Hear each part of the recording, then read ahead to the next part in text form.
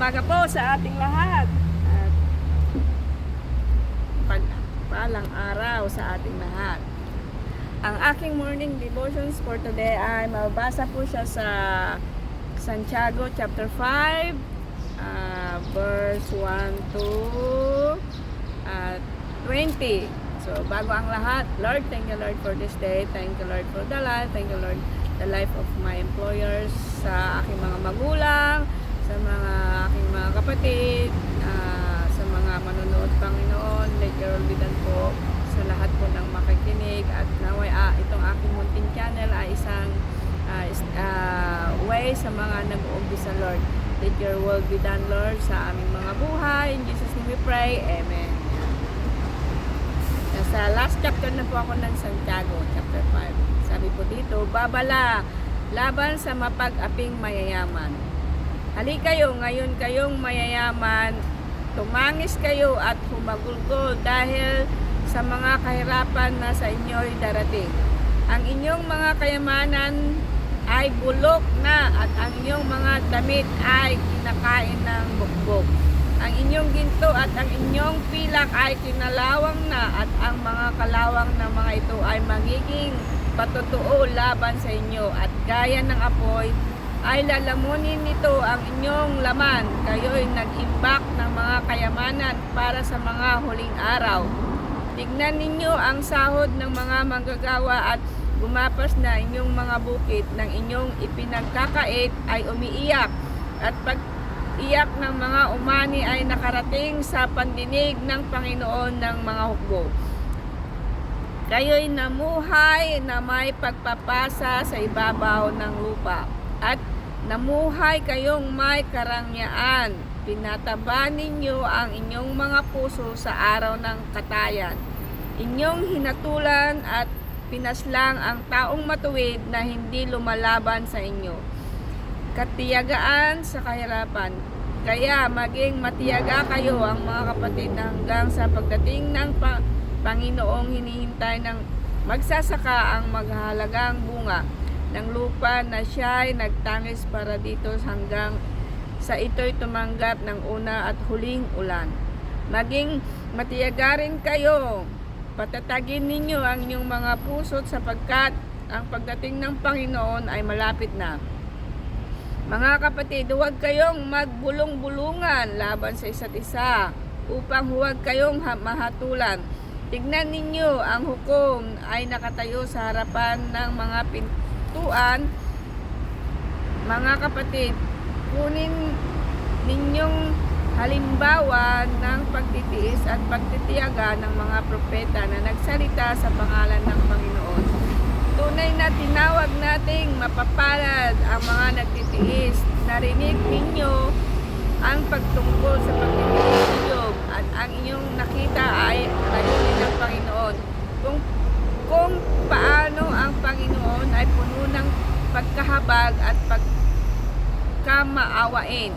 Ngunit higit sa lahat, mga kapatid ko, huwag ninyong ipanumpa ang langit o ang lupa at ang anumang ibang panunumpa, kundi ang inyong oo ay maging oo at ang inyong hindi ay maging hindi, upang kayo huwag mahulog sa ilalim ng kahatulan. Ang mabisang panalangin. Mayroon ba sa inyong nagdurusa? Manalangin siya. Meron bang masaya? Umawit siya ng papuri. May sakit ba ang sinuman sa inyo? Ipatawag niya ang matatanda ng iglesia. Ang kanilang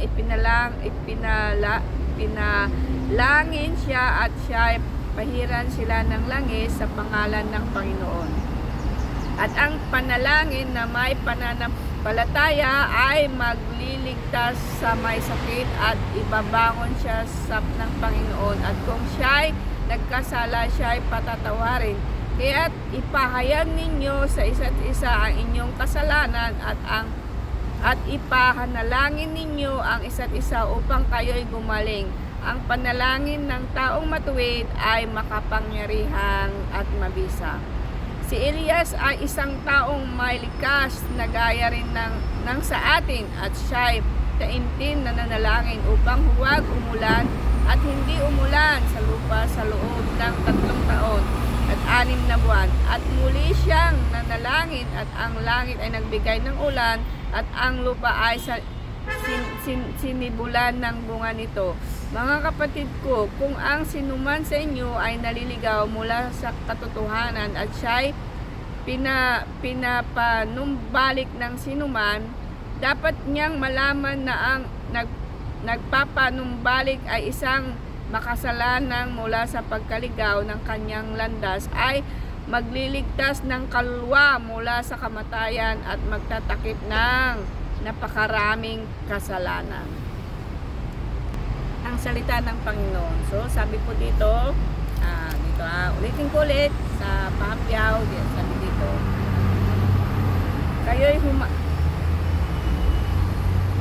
kayo'y namuhay sa sa ibabaw ng lupa at namuhay kayong may karangyaan. Tinataban ninyo ang inyong puso sa araw ng katayan. Ang inyong hinatulan ay pinaslang ng taong matuwid na hindi lumalaban sa inyo. Ito po dito yung sinasabi po babala sa mga mapag-aping mayayaman. Ito po yung mga matapobre, yung parang nangyari dyan din po yan nung aming kabataan, nung aking bata pa ako. Pag kami kasi pag wala kaming pera, nangungutang kami. Pagka ang haba-haba, pero ang haba-haba naman na kasi yung aming utang, kaya nagagalit sila. But pag sinabi nga po dito sa Bible, huwag kayong mapang-aping mayayaman. Kasi alam niyo po, ang yaman po na totoo ay hindi po yung karangyaan, hindi po yung pera, kundi ang matawag na mayaman po is yung mabubuting gawa nang dahil sa ating pananampalataya kay Jesucristo yon. Katiyagaan sa kahirapan. Dito naman, sabi dito, kaya maging matiyaga kayo ang mga kapatid hanggang pagdating ng Panginoon. Hinintay ang magsasaka. Ang pagdating ng Panginoon, alam niyo po ito yung talagang tayong mag-antay, marunong tayong mag-antay, huwag tayong mainip. Kasi the more naiinip, the more hindi tayo nagkakaroon ng patutunguhan. Kayong mga huwag kayong magbulong-bulungan. Ito pa, sabi dito. Huwag kayong magbulong-bulungan. Yan, marami kasi laging bulong dito, bulong doon, sumbong dito, sumbong doon. Ayan, hindi po yun maganda mga kapatid. Kaya tayo magbago na, sabi dito. Huwag kayong magbulong-bulungan laban sa isa't isa. Huwag kayong maghatulan. Tignan ninyo ang hukom ay nakatayo sa harapan ng mga pintuan.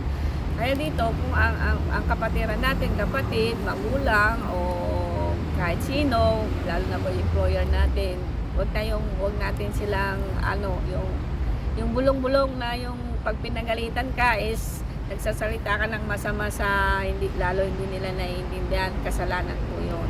Mas mainam po, gumiti na lang, yes or no na lang, gano'n, ha? Mga kapatid, kunin ninyo ang halimbawa ng pagtitiis, pagtitiyaga at ang propeta nagsalita ng pangalan ng Panginoon. Alam nyo, mapapalad po yung talagang nagtuturo ng pagtitiis. May mga ilang nakikilala ako na ganito ang katangian. Tiis. Yun po, tiis is marami po yung mas higit po yun ang mararating yung maraming tiis. Kasi kung wala kang tiis, wala talaga. Diba ba? Tunay na tinawag nating mapapalad ang mga nagtitiis. Tama po yun. Narinig ninyo ang tungkol sa pagtitiis ni Job. O kita nyo, si Job po is nawala na lahat. Alam ang sabi niya sa kanyang asawa nang sinabi niya, ikaw, wala ka nang ginawa kundi manalangin ng manalangin at maniwala sa Panginoon. Sabi ng asawa niya, ang sagot naman ng Job sa kanyang asawa, sa kasaganahan lang ba natin dapat purihin ng Panginoon? So ang pagpuri po sa Panginoon in good and bad times. Ito, panalangin, ito. Napaka-importante po ang panalangin, guys. Ang mabisang panalangin, meron sa inyong nagdurugo, manalangin, umawit ng papuri, may sakit, yung sinuman, ay ipatawag ang matatanda iglesia. Ay glory to God. Itong talagang panalangin po is talaga po itong ang talagang pinapakinggan lang po talaga ng Panginoon is yung matutuwid. Nasa Bible po yan. Sabi po dito, ang panalangin na may pananampalataya ay maliligtas sa sa may sakit at ang ibabangon siya sa Panginoon, at kung siya ay nagkasala ay patawarin. Kaya't ipatawag ninyo ang isa sa mga kasalanan, yung mga kasalanan, at ipanalangin ninyo ang isa't isa upang kayo gumaling, at panalangin ng taong matuwid ay makapangyarihan at mabisa. Yan. Alam niyo po, totoo po yun. Bakit ang iba nagtataba, Lord, Lord, Lord, Lord, lahat na lang ng salita is ang sinabi sa panalangin. Alam niyo po guys, biblically po yun. Sabi po doon na ang panalangin na mabisa ay yung pure heart. Hindi nagmamurmuring. Hindi yung lagi na lang nakikita ang mali. Ang tunay na panalangin po is nagmumula po sa malinis na puso at malinis na hangarin. Alam niyo po guys, kaya minsan yung ating panalangin hindi nasasagot kasi minsan no, yes, and wait. Alam niyo po, ang sagot ng Panginoon is laging napapabuti po tayo, hindi po tayo napapasama. Kung pag ang sinabi mo, gusto ko ng gwapo, ang pangit ang binigay sa'yo, wala kang magagawa kasi yon ang bigay ng Panginoon, at ito pa ang lahat. Huwag nating hayaan ang ating buhay, kapatid, ay mapariwara. Alam niyo po, totoo po ang impyerno guys. Pag ikay hindi nag-repent at ikay natigo, welcome to the hell. Lagi ko po itong sinasabi sa aking huling cooking vlog, kasi po alam niyo po kapatid, napaka-importante po talaga ang panalangin. Sabi nga po dito, gaya ng nasusulat, walang matuwid, wala kahit isa. Mabasa po siya sa Romans 3:10, sapagkat ang nagkasala ay hindi nakaabot sa kalwalhatian ng Diyos. Mabasa po siya sa Roma chapter 3 verse 20. Kaya ikaw kapatid na nanonood, kailangan mag-repent. Repent, you die without repentance is you go to hell. So hanggang dito na lamang po, at sana po matuto po tayong magbasa. Ito po yung ating manual sa ating buhay. So have a nice day. Bye-bye!